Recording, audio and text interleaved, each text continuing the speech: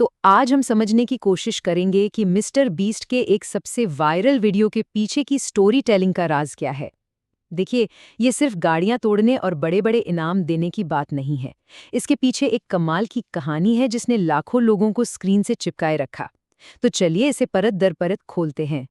कहानी की शुरुआत ही होती है एक जबरदस्त टकराव से। जैसे ही ये शब्द स्क्रीन पर आते हैं ना, एकदम से टेंशन का माहौल बन जाता है। सोचिए, एक विशाल ट्रेन, एक बेशकीमती कार और सामने खड़ा सीधा सीधा खतरा। यही तो वो हुक है जो देखने वालों को पहले ही सेकंड से पकड़ लेता है। और दांव पर क्या है? पूरे $2.5 लाख की एक लैम्बोर्गिनी। मतलब शुरू में ही ये साफ कर दिया गया कि ये कोई छोटी मोटी चुनौती नहीं है। जब इनाम इतना बड़ा होता है ना, तो देखने वाले भी इमोशनली इन्वॉल्व हो जाते हैं। उन्हें पता है कि दांव पर लगी चीज सच में बहुत बड़ी है। तो अब आते हैं कहानी के पहले हिस्से पर। यहाँ कहानी का जो हीरो है ब्लेक, वो कोई भी रैंडम कंटेस्टेंट नहीं है। वो एक ऐसा बंदा है जो पिछले 2 वीडियो में हार चुका है। तो एक तरह से ये उसके लिए कमबैक करने का आखिरी मौका है। और बस यही चीज उसे एक क्लासिक अंडरडॉग बना देती है, जिसके लिए लोग दिल से चीयर करना चाहते हैं। और जरा इस चुनौती का लेवल तो देखिए। ये कोई एक चैलेंज नहीं, बल्कि 4 चरणों वाला एक हमला है। हर स्टेज पिछले वाले से ज्यादा मुश्किल, और सबका एक ही मकसद है, कार को तबाह करना। ये स्ट्रक्चर कहानी को एक गजब की रफ्तार देता है और हर मोड़ पर बांधे रखता है। ठीक है, तो अब जरा और गहराई में उतरते हैं। दूसरे भाग में पहले 2 टेस्ट्स को देखते हैं। शुरुआत करते हैं पहले चरण से और ये समझने की कोशिश करते हैं कि कैसे इस चुनौती को सिर्फ एक स्टंट की तरह नहीं, बल्कि एक बहुत ही मुश्किल लॉजिस्टिकल प्रॉब्लम की तरह दिखाया गया है। ब्लेक की स्ट्रैटेजी देखिए जरा। ये सिर्फ एक दीवार नहीं है, ये तो एक मल्टी लेयर्ड डिफेंस सिस्टम है। इससे पता चलता है कि वो सिर्फ किस्मत के भरोसे नहीं है, बल्कि अपना दिमाग इस्तेमाल कर रहा है प्रॉब्लम को सॉल्व करने के लिए।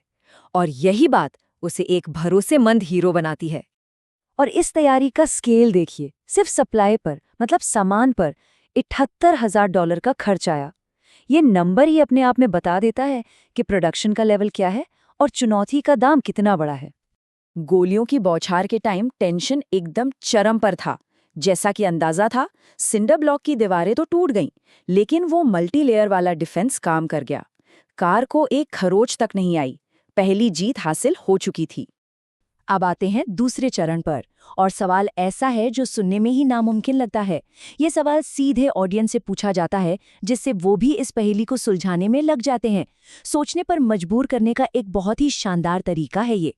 और ब्लेक का सॉल्यूशन एकदम क्रिएटिव और थोड़ा मजाकिया भी, खासकर ये देखते हुए कि वो नींद की भारी कमी से जूझ रहा था।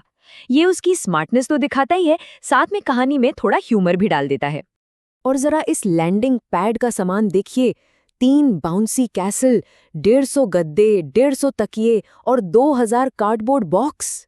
ये नंबर इस अनोखे सॉल्यूशन को और भी ज्यादा प्रभावशाली बना देते हैं। मतलब ये सिर्फ एक आइडिया नहीं था, ये तो एक बहुत बड़ा ऑपरेशन था। और नतीजा? कामयाबी। कार बच तो गई, लेकिन पूरी तरह से नहीं।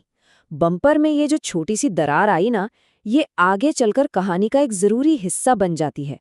ये दिखाती है कि जीत हमेशा परफेक्ट नहीं होती, और इसका जिक्र आगे भी होगा।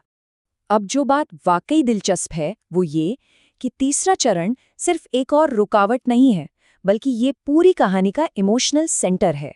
ये ब्लेक के लिए अपनी पिछली सबसे बड़ी हार का सामना करने का मौका है।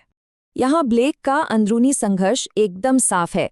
एक तरफ है अपनी पिछली गलती को दोहराने का डर, और दूसरी तरफ है एक पर्सनल कमबैक की उम्मीद। ये कमबैक वाली थीम कहानी के दांव को सिर्फ पैसों से कहीं ज्यादा पर्सनल बना देती है। अच्छा, एक्शन को यहीं थोड़ा रोकते हैं और एक बहुत ही स्मार्ट चीज को समझते हैं, इंटीग्रेटेड स्पॉन्सरशिप। ये वो तरीका है जहां एड कहानी में रुकावट डालने के बजाय उसका हिस्सा बन जाता है। और देखिए कि सैमसंग के ऐड को कितनी चालाकी से कहानी में डाला गया है। ये सीधे सीधे पिछली घटनाओं से जुड़ता है, जैसे बम्पर की दरार को ठीक करना।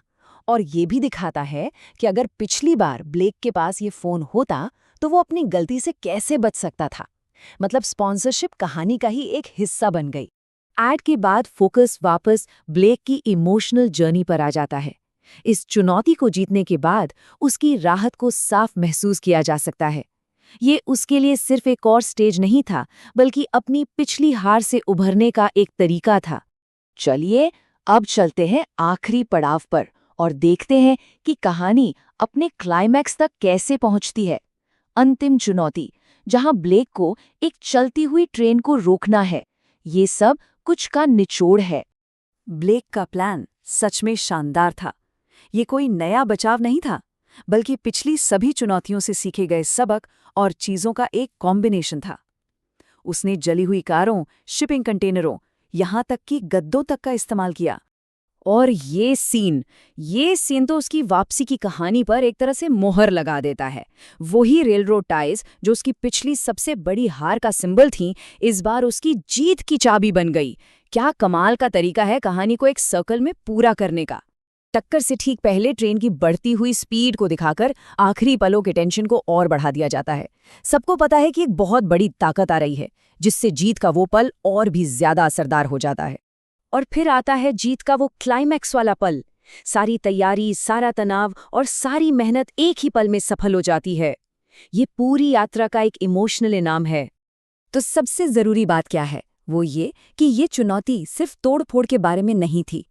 ये एक किरदार की यात्रा थी, उसकी गलतियों से सीखने और आखिर में एक बहुत बड़ा इनाम जीतने के बारे में थी। और हम इस विश्लेषण को एक सोचने पर मजबूर करने वाले सवाल के साथ खत्म करते हैं। ये सवाल हमें मॉडर्न एंटरटेनमेंट और इंसान की महत्वाकांक्षा के बारे में सोचने पर मजबूर करता है और ये भी समझाता है कि इस तरह की कहानियां हमें इतनी पसंद क्यों आती हैं।